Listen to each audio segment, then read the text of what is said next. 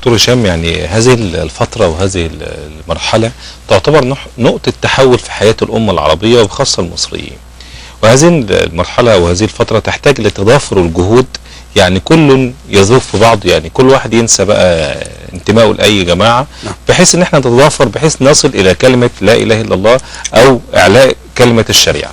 فكيف يمكن تضافر الجهود؟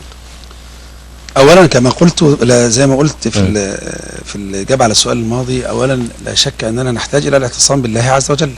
النقطه المهمه جدا مساله الصبر. الصبر يدور في افلاك ثلاثه، مداره على اركان ثلاثه او في افلاك ثلاثه. الركن الاول من اركان الصبر حبس النفس عن التسخط بالمقدور، ثم الركن الثاني وهو حبس اللسان عن الشكوى، والركن الثالث وهو حبس الجوارح عن المعصيه. نحتاج إلى الصبر بتحقيق مفاهيمه وأركانه في الفترة القادمة، وهذا الصبر لم ولن يكون تحققه أبدا إلا كما تفضل فضيلة الشيخ وقال بمسألة شكر النعمة. أولا نبقى حاسين أول الحمد لله بحجم النعمة اللي احنا فيها. تأثرت كثيرا، كنت في المطار الحقيقة امبارح ولقيت واحد بيقول نتيجة بس لشوية إن الشنط اتأخرت شوية وحصل شوية يعني نوع من التعب شوية والإعياء والجهد الجهيد في مطار المملكة هناك في مطار جدة. لقيت الناس متأثرة جدا وفي غاية الثورة وزعلانين جدا جدا من اللي حاصل، وردود أفعال عنيفة للغاية وشديدة للغاية للأسف الشديد. فتأثرت من أحد الناس وهو يقول كل ده ذنب مبارك، كل اللي بيحصل لنا دوت كان حاجة مؤسفة للغاية الحقيقة. يعني كانت حاجة مؤسفة للغاية ان الرجل بيقول كل ده ذنب حسني مبارك. فالحقيقة لم احتمل الكلمة. قلت له ايه المشكلة يعني عندك؟ قال لي المشكلة الشنط ما جاتش لغاية دلوقتي، ما كانش بيحصل الكلام ده عليا. مبارك قلت له يعني مبارك كان بيجيب لك الشنط لغاية البيت. إنا لله وإنا إليه راجعون. مسألة ان احنا نبدأ نصبر ويتحمل كل منا الآخر. ثقافة الرأي والرأي الآخر دي ثقافة في غاية الخطورة. محتاجين نقعد نتكلم مع العلمانيين، نتكلم مع الليبراليين. مش بقى بقول كمان ان احنا كإخوة النهاردة كسلفي او اخوان او تبليغي او جهاد او جماعات، لا لا لا لا، مش بس كده، كمان احنا محتاجين نتكلم مع عوام الخلق، نفتح طريق. لما نزلنا ميدان التحرير قبل المليونية وقابلنا مجموعة من العلمانيين والليبراليين كان النقاش رائع، والحقيقة كنت شايف نتيجة إيجابية جدا للكلام مع بتوع الحركات السياسية، واحنا بنتكلم عن دين الله عز وجل والقلوب والعقول متفتحة لاستقبال الكلام. كان شيء في غاية الروعة. فمهم جدا جدا نبدأ نفتح مجال الحديث مع الطرف الآخر. مهم جدا ان احنا نوصل لشباب الفيسبوك ونخاطبهم ونكلمهم، دي مسألة مهمة قوي. الشباب دول النهاردة فعلا هؤلاء الشباب يحبون دين الله عز وجل، وده الأصل في كل المصريين، ان هم دائما وأبدا تجد أن الفطرة تغلب عليهم جميعا. مسألة مخاطبة الناس والحوار في الفترة القادمة شيء في غاية الأهمية. لازم حوارنا يتسم بالهدوء وبالرحمة وبالحكمة. فبما رحمة من الله لنت لهم ولو كنت فظا غليظ القلب لانفضوا من حولك. ادعو إلى سبيل ربك بالحكمة والموعظة الحسنة. مش محتاجين كل الناس تتكلم في دين الله عز وجل، مش محتاجين كل الناس تنصح، محتاجين فئة تحسن الكلام وتحسن النصح. محتاجين نلم شمل الأمة المصرية بالكامل تمهيدا للم شمل الأمة الإسلامية بالكامل. مهم قوي النهاردة ان الجبهة الداخلية تبقى مؤمنة.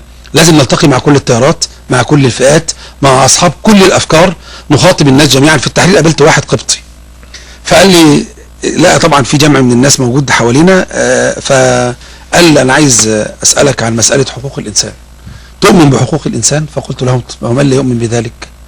بما إني إنسان فأبسط حقوقي إن أنا يبقى لي حقوق. فضحك قال لي طيب تؤمن بحرية العبادة؟ قلت له نعم أؤمن بحرية العبادة لا شك في ذلك. طيب المهم بدأ يتكلم عن مجموعة وسلسلة من الحريات. فقلت له طيب يعني أنت ترى أن الحرية مطلقة وأنها ليست مقيدة؟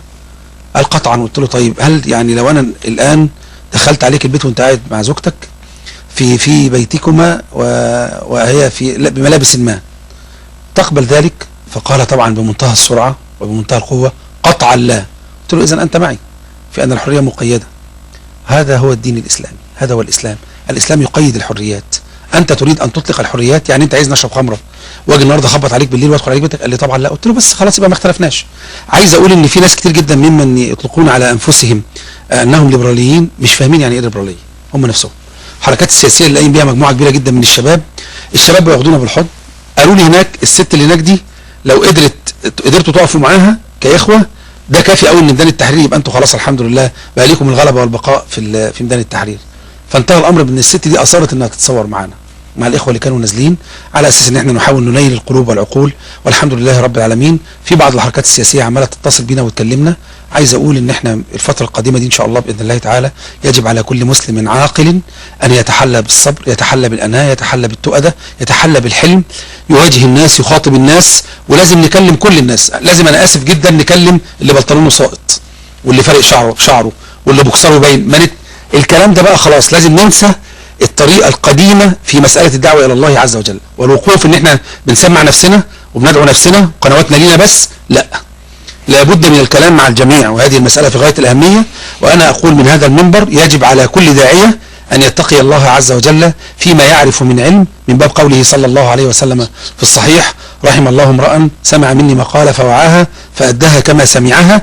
أدوا هذه الأمانة إلى الخلق، والخلق مش هم بس أصحاب اللحى ولا أصحاب القمصان القصيرة، لا، ينبغي علينا ان احنا الحقيقة الفترة القادمة ننتبه الى هذا، ونتجه الى مسألة تضافر الجهود ولم شمل هذه الامة بشكل كامل، مع حتى وان كان في اختلاف، ما دام هذا الاختلاف في اطار الضوابط الشرعية وما خرجناش عن المنهج الصحيح، اهلا ومرحبا بهذا الخلاف، ومرحبا بثقافة الخلاف، مرحبا بثقافة الرأي والرأي الاخر. جزاكم الله خير. وعن اتصال بعد اذنكم. السلام عليكم.